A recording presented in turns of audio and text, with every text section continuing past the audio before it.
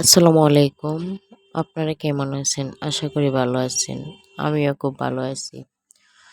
যে রাজশাহীর মানে এই ভিউটা অনেক ভালো লাগে আমার। যেদিকে তাকাই পাট শাক, যেদিকে তাকাই ভুট্টা, মানে এই জিনিসগুলো আমার অনেক ভালো লাগে।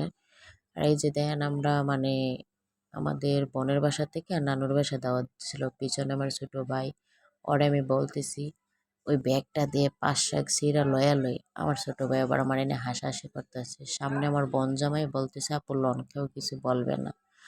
আরেকটা তাল আমার বোনের দেবর সে বলতেছে আপু লন কেউ কিছু বলবে না। যাই হোক, এই যে দেন সামনে যে আম গাছগুলা, এই ছোট ছোট আম গাছগুলা কত সুন্দর মাশাল্লাহ আম ধরছে, কিন্তু কেউ শালার সিরা নেয় না বা পায়রাও খায় না। এই জিনিসটা দেখতে না অনেক ভালো লাগলো আমার।